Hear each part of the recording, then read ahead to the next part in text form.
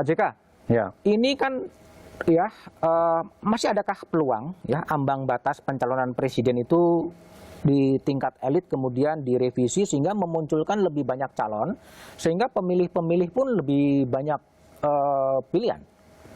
ya kalau serius masih bisa. Ada undang-undang yang berat malah 6 bulan seperti Undang-Undang Cipta Kerja 6 bulan selesai.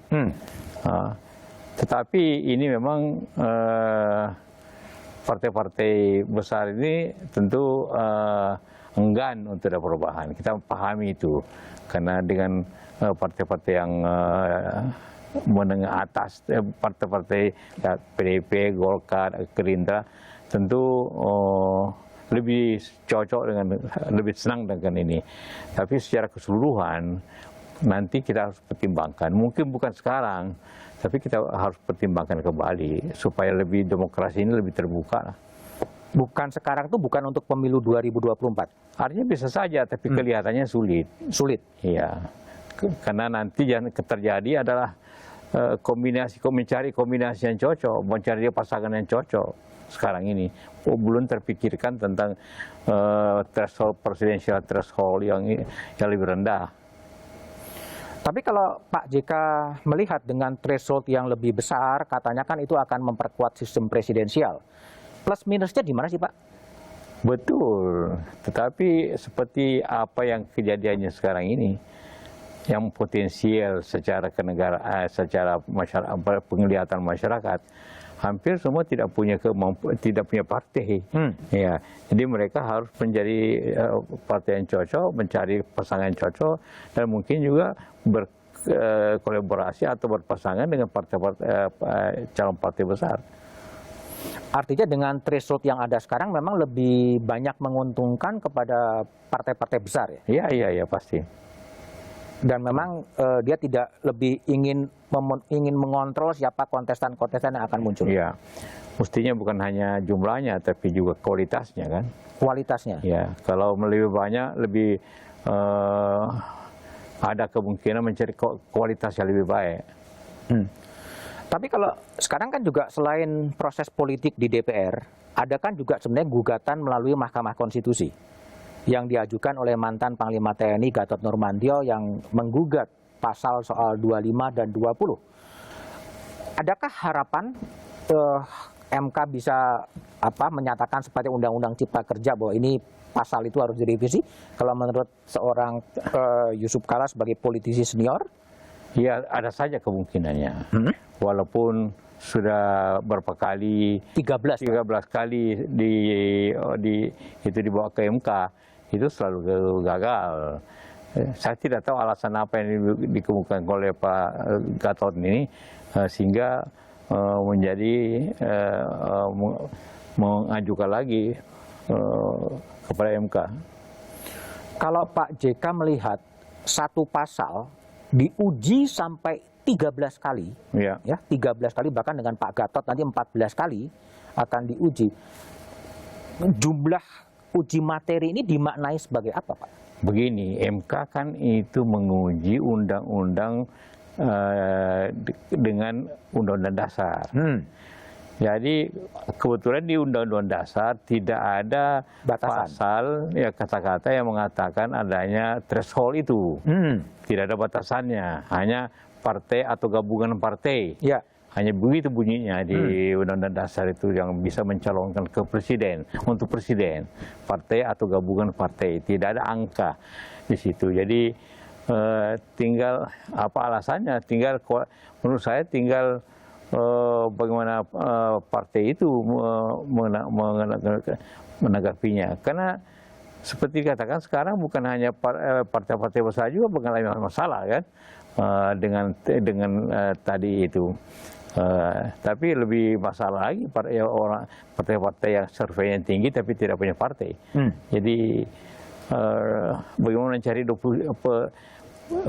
jalan keluar daripada kondisi inilah yang tentunya salah satu caranya yang memberikan peluang kepada banyak pihak, banyak orang, itu bukan banyak orang, banyak sejumlah yang lebih baik, katakanlah 5 calon, itu kan pasti di situ ada calon-calon yang sudah terpilih. Iya, jadi masih berharap pada Mahkamah Konstitusi untuk ya menilai kembali ya pasal yang di teks konstitusi kan partai politik dan gabungan partai politik tanpa syarat ya. Ya, Ya meskipun sudah 13 kali kemudian Mahkamah Konstitusi mengatakan itu open legal policy, terserah kepada pemerintah dan DPR itu. iya, iya betul. Tapi bukankah pada era Pak JK sebagai dulu wakil presiden juga mengintroduce presidensial threshold ini, Pak? 4%. 4%? Iya waktu itu. Oke. Sekarang menjadi 20 dan 25. Itu Iya. pertimbangannya Bapak mengikuti? Pertimbangannya memang ada 2 cara berpikir. Cara berpikir pertama bahwa agar terjadi suatu koalisi partai yang kuat sejak awal, sehingga tinggi dia punya threshold. Pikiran yang kedua adalah bagaimana memberikan kesempatan lebih banyak kepada orang-orang yang katakanlah mampu secara elektabilitas baik, tapi tidak punya partai. Jadi 2 alasan ini yang membedakan, sehingga ada terjadi perbedaan. Tapi kalau kemudian terjadi 25 dan kemudian menjadi 2 pasang itu gimana ceritanya Pak sebenarnya?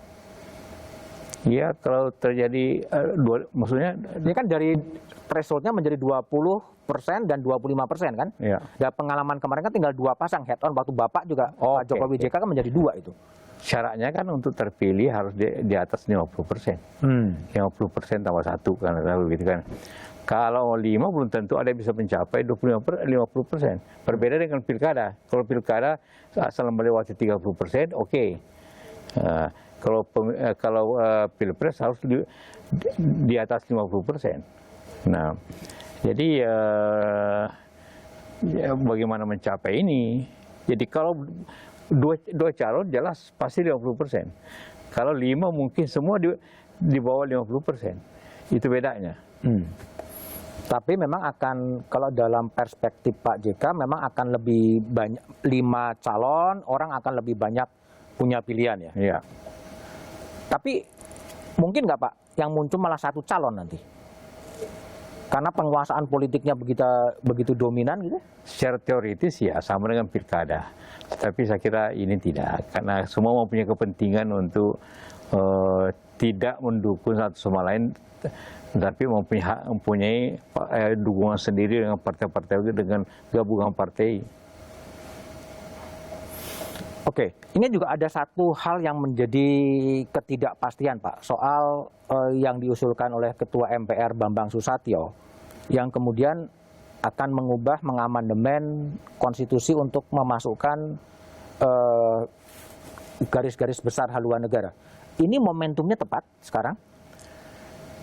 Ini kan perubahan amandemen Undang-Undang Dasar itu mempunyai suatu perubahan yang fundamental, yaitu bahwa presiden itu yang mengajukan programnya untuk dipilih oleh rakyat. Pada waktu itu adanya amandemen, adanya GBHN itu, pada waktu itu presiden dipilih di MPR. Jadi MPR sudah menyiapkan ini ke Anda harus kerjakan. Nah, ya tinggal pilih orangnya yang bisa mengerjakan ini. Sekarang kan tidak. Yang tidak ialah Anda program apa sehingga kita harus pilih. Itu perbedaan prinsipnya. Jadi kalau sekarang caranya ialah presiden itu dipilih oleh umum. Nah kalau ada GBH-nya, and then apa yang dikampanyekan oleh calon-calon itu kalau sudah ditentukan GBH-nya. Jadi ide untuk GBHN atau pokok-pokok haluan negara itu sebetulnya tidak relevan atau gimana kalau menurut Pak? Tidak relevan dengan sistem presidensial yang pemilihan langsung. Oh, Ya, karena pemilihan langsung maka dia harus mengungkapkan apa yang akan dikerjakannya, apa program apa. Kalau pemilihannya lewat sekali lagi, lewat MPR kayak dulu, ya memang MPR membikinkan pedoman, dan presiden itu waktu itu kan tidak perlu kampanye kan? ya. Hal langsung dipilih DPR aja. Kalau sekarang juga ada yang mengatakan bahwa dengan program-program kerja presiden, nggak ada kontinuitas pembangunan gitu. Ganti presiden, ganti program. Sehingga diperlukanlah pokok-pokok haluan negara. Ada tidak juga ada undang-undang tentang pembangunan jangka panjang 25 tahun, ada undang-undangnya. Dan itu sama saja diputuskan di DPR tentu, tapi bukan di MPR. Tapi waktu itu MPR itu lembaga tertinggi, sekarang tidak ada lagi lembaga tertinggi, hanya lembaga tinggi negara. Jadi perbedaannya di situ. Tapi gagasan itu sekarang kan masih terus dilempar ya Pak ya? Iya, tapi dilempar, tapi bukan hanya GBHN tok, kemudian cara pemilihannya lewat terbuka, lewat pemilihan langsung. Itu boleh ada GBHN, tapi kalau pemilihannya langsungnya kemudian ada GBHN, gimana? Nggak match. Nggak match. Jadi kalau Pak JK lihat bahwa mengajukan perubahan amandemen konstitusi yang meskipun hanya merefer soal PPHN bukan saat yang tepat sekarang ini sebenarnya. Iya. Karena sistem berbeda. Pemilihan langsung, dulu GBHN itu sekali lagi karena tidak pemilihannya oleh MPR. Jadi MPR memilih sambil membawakan ini Anda harus kerjakan.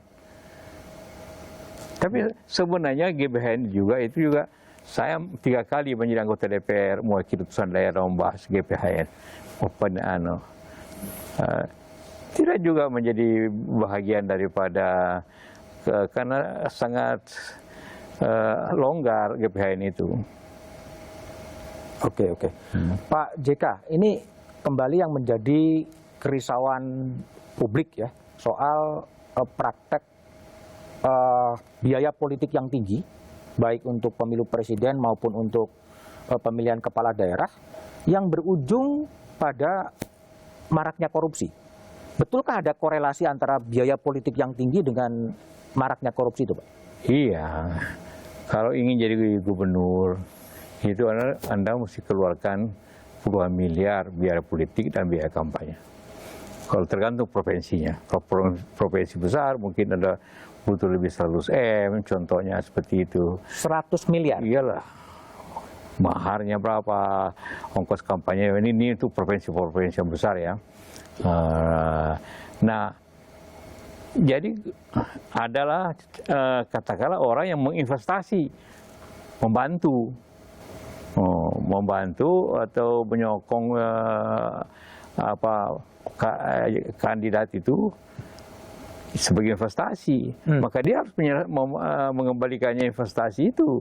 Nah, di situ letaknya dengan gajian rendah, maka otomatis di anggaran pembangunan lah menjadi inti daripada bagaimana dia membayar investasi dia atau lewat orang yang mendukung ya, setidak-tidaknya memberikan fasilitas kepada yang telah mendukung. Nah, itu yang paling banyak mendapat masuk ke KPK. Kita lihat semua yang masuk ke KPK itu ialah memberikan proyek kepada orang tertentu yang dulu mendukung dia. Oke. Tapi kemudian gini Pak JK, kalaulah benar bahwa biaya politik yang begitu tinggi itu kemudian mengakibatkan terjadinya korupsi, lalu kemudian solusi yang sebaiknya diambil seperti apa? Tapi jawaban Pak Yusuf Kalla setelah jeda berikut ini. Ya.